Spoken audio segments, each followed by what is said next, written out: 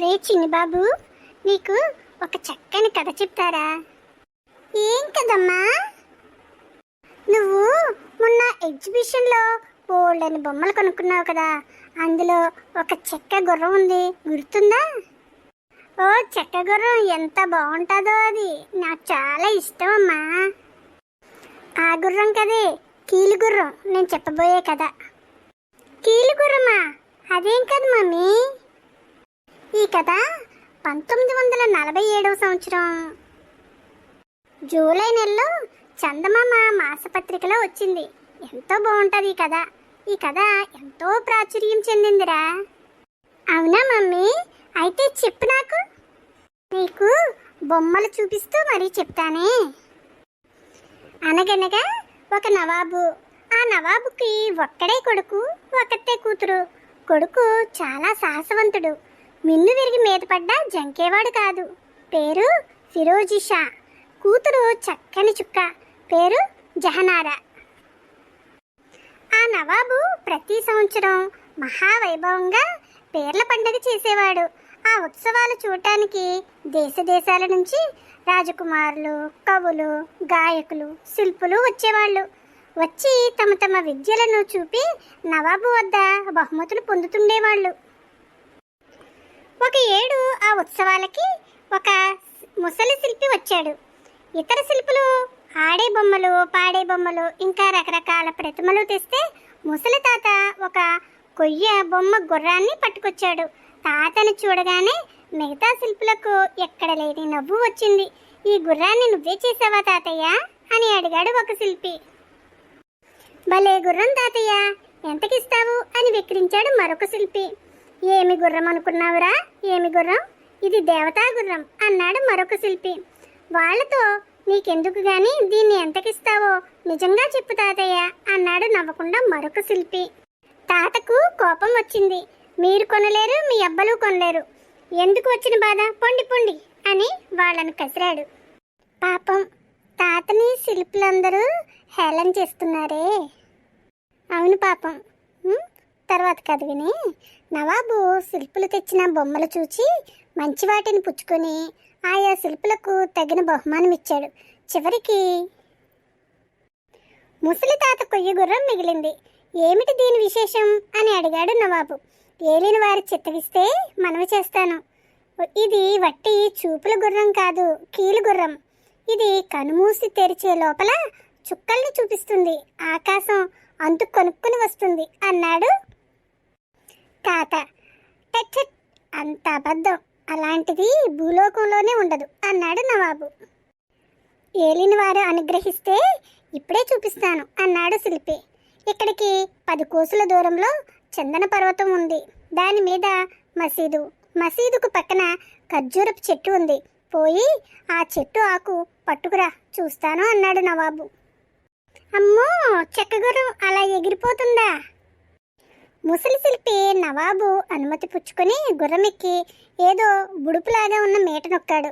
గుర్రం ఆల మేఘాల మీద లేచింది. అది ఎప్పుడు వెళ్ళి ఎప్పుడు వచ్చిందో ఎవరికీ తెలియదు.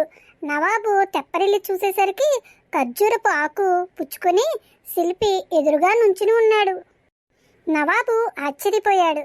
నవాబుకి ఎలాగైనా ఆ గుర్రాన్ని సంపాదించాలి అనిపించింది. నీకేవి కావాలన్నా కోరిపుచ్చుకో, నాకా కీలు గుర్రం మాత్రం ఇవ్వి అన్నాడు. అయితే మీ కుమార్తెను నాకిచ్చి పెళ్లి చేయండి అన్నాడు శిల్పి. అంతా తెల్లబోయారు. శిల్పి 3 కాళ్ళ ముసలి, అందులో పగల చూస్తే రాత్రి కల్లోకి వస్తాడు. అలాంటి వాడికి చూస్తూ చూస్తూ చక్కని చుక్క 16 ఏళ్ల బాలను ఎలా ఇవ్వడం? నవాబు ఆలోచించసాగాడు. నవాబు కొడుకు ఫిరోజీ షా అన్నాడు, నీవు గారడీ చేసావో లేక ఆ గుర్రానికి ఆ శక్తి ఉందో లేదో తెలీదు. అసలు ఇతరులు ఎక్కితే పోదేమో. నిజం తేల్చుకోకుండా ఎలా తీసుకోవడం, నేను పరీక్షిస్తాను అని ఫిరోజీ షా ఏకాయికన వెళ్ళి కీలుగుర్రం ఎక్కి మేట నొక్కాడు. అది రివ్వున లేచి చూస్తుండగానే మబ్బుల్లోకి మాయమైంది. నవాబు అతని బలగం తెల్లబోయి చూస్తున్నారు. ఇంత సాహసం జరుగుతుందని ఎవ్వరూ అనుకోలేదు. ఫిరోజీ షా తిరిగి వస్తాడని ఎదురు చూస్తూ కూర్చున్నాడు. మధ్యాహ్నమైంది, ఆచూకీ లేదు. సాయంత్రమైంది, ఆచూకీ లేదు. ప్రొద్దుగూకింది, ఆనవాలు లేదు. నవాబుకి పట్టరాని కోపం వచ్చింది. శిల్పి ఆ గుర్రాన్ని తేకపోతే తన కొడుకు ఇలా అయ్యేవాడు కాదుగా. వీణ్ణి తీసుకెళ్ళి జైల్లో పడేయండి, తర్వాత చూద్దాం అన్నాడు నవాబు. శిల్పిని తీసుకెళ్ళి భటులు జైల్లో తోశారు. ఇక ఫిరోజి షా ఆ కీలుగుర్రం మీద వాయువ్య వేగంతో పైకి లేచాడు. ఆ వేగానికి అతనికి భయం కలిగింది.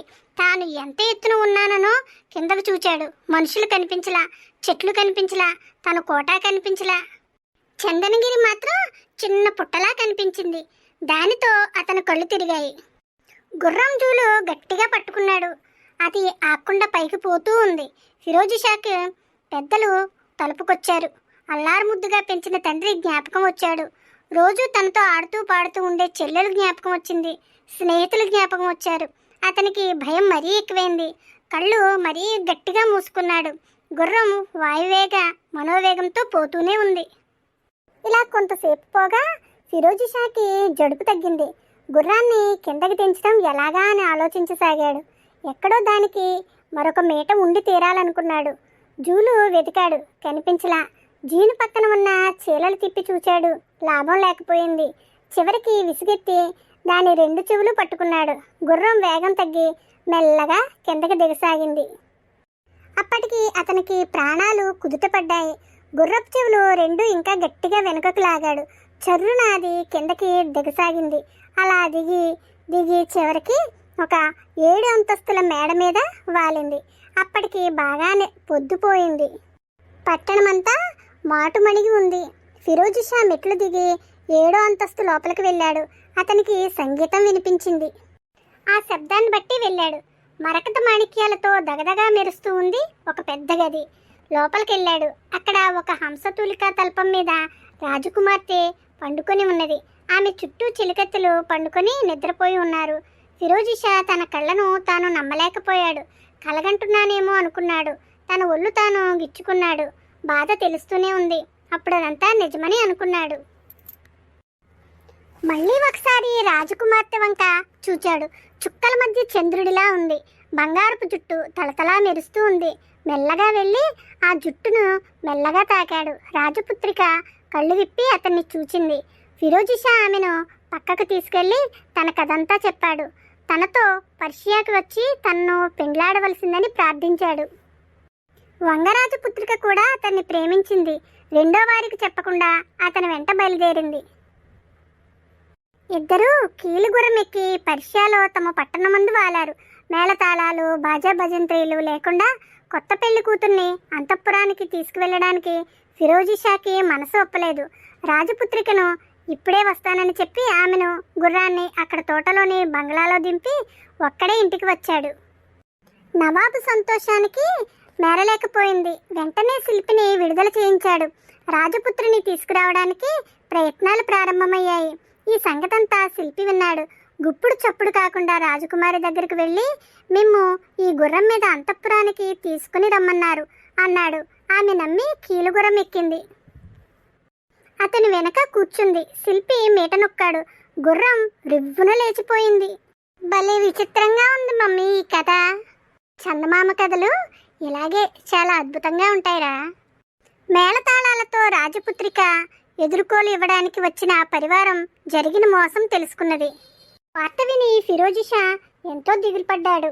రాజపుత్రిక లేక తాను బతకడం కల్లా అనుకున్నాడు. ఎలాగైనా ఆమెను తిరిగి తీసుకురావాలని కాలినడకన బయలుదేరాడు. శిల్పి ఎక్కిన గుర్రం పోయి పోయి గ్రీసు దేశంలో ఒక మైదానం మీద దిగింది. రాజకుమారి శిల్పి చేసిన మోసం తెలుసుకుని ఏడవసాగింది. ఏడుపు వేటకు వచ్చిన గ్రీసురాజు చెవులు పడ్డది. అతడు చప్పున వచ్చి జరిగిన మోసం రాజపుత్రిక వల్ల విని శిల్పి తల నరికేశాడు. అమ్మా, ఇలాంటి కథలు నేను అసలు ఎప్పుడూ వినలేదు. చాలా చాలా బాగుందమ్మా.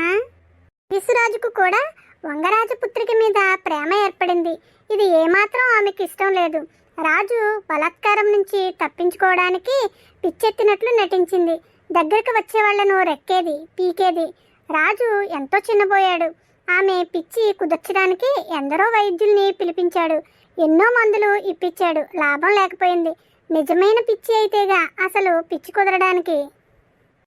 ఇక్కడ ఇలా జరుగుతూ ఉండగా అక్కడ పర్షియాలో కాలినడకన బయలుదేరిన ఫిరోజి షా ఊళ్ళు దాటాడు, ఊకాలు దాటాడు, చీమల దూరని చిట్టడివి, కాకులు దూరని కారడవి దాటాడు. ఎక్కడా తన రాజపుత్రిక జాడ తెలియలేదు. ఏరులు దాటాడు, నదులు దాటాడు, గుట్టలెక్కాడు, మెట్టలెక్కాడు. చివరికి గ్రీసు రాజు పట్టణం చేరుకున్నాడు. అక్కడ రాజపుత్రి సంగతి విన్నాడు. ఫిరోజి షా వైద్యుని వేషంతో రాజు దగ్గరికి వెళ్ళి, నాకు భూత వైద్యం తెలుసు, రాజపుత్రి పిచ్చి కుదురుస్తాను అన్నాడు. రాజు సంతోషించి అతన్ని అంతఃపురానికి తీసుకువెళ్ళాడు. కొత్త వైద్యుడిని చూడగానే రాకుమారికి పిచ్చి కొంచెం తగ్గిపోయింది. రాజా, ఈ అమ్మాయికి ఒక కీలుగుర్రం మూలాన ఈ వ్యాధి కలిగింది. ఈమెను ఆ గుర్రం మీద ఎక్కించి చుట్టూ గుగ్గిల ధూపం వేయాలి, మంత్రాలు చదవాలి. అప్పుడు కానీ ఈ వ్యాధి పూర్తిగా పోదు. 10 ఏళ్ళు గడివిస్తే కీలుగుర్రం చేస్తాను అన్నాడు ఫిరోజి షా. అప్పుడు రాజు, ఈ భాగ్యానికి 10 సంవత్సరాలు ఎందుకు? మన దగ్గర ఒక కీలుగుర్రం ఉన్నది, దానితో చికిత్స చెయ్యి అన్నాడు రాజు. ఫిరోజి షా ఎత్తుగడి వేశాడే మమ్మీ? అవును, ఫిరోజి షా పాచిక పారింది. రాజకుమారిని కీలుగుర్రం ఎక్కించి చుట్టూ దట్టంగా గుగ్గిలం ధూపం వేయించాడు. ఆ పొగతెరలో తాను కూడా కీలుగుర్రం ఎక్కి కూర్చున్నాడు. మేట నొక్కాడు. వాయువేగంతో కీలుగుర్రం ఆకాశంలోకి ఎగిరిపోయింది. ఫిరోజి షా బెంగాలు రాకుమారితో క్షేమంగా ఇంటికి వచ్చేశాడు. వారిద్దరికీ వైభవంగా పెళ్లి జరిగింది. పెళ్లి నాటి రాత్రి బెంగాలు రాకుమారి కీలుగుర్రాన్ని తగలబెట్టించింది. దానితో వాళ్ళ కష్టాలు తీరిపోయాయి. హాయిగా రాజ్యం ఏలుకుంటూ 100 ఏళ్ళు బతికారు. బాగుందారా నాన్న ఈ కథ? ఎంతో బాగుందమ్మా, చాలా బాగుంది. ఇలాంటి కథ నేను ఎప్పుడు వినలేదు. మా చిన్నతనంలో అందరూ అనేవారు, కీలుగుర్రం మీద వచ్చి రాకుమారుడు ఎత్తుకుపోతాడులే అనేవారు. పెళ్లి కావాల్సిన పిల్లల్ని ఏడ్పించడానికి ఈ విధంగా అనేవారు. అమ్మా, బొమ్మలు కూడా ఎంతో చక్కగా వేశారే, ఎంత బాగున్నాయి బొమ్మలు. అవును, మరి అది చూపించాలనే నీకు బొమ్మలు చూపిస్తూ ఈ కథ చెప్పాను. అమ్మా, ఇలాంటి కథలు రోజు చెప్తావా నాకు? నువ్వు వినాలి కానీ రోజు చెప్తాను నాన్న. ఇక బొజ్జుందామా? ఫ్రెండ్స్, కీలుగుర్రం కథ మీకు నచ్చిందా? నచ్చితే లైక్ చేయండి, షేర్ చేయండి. మా మమ్మీకి నాకు కామెంట్ పెట్టండి. Bye friends. మరలా ఒక కొత్త కథతో మీ ముందుకు వస్తాను. మీ జై విహారీ.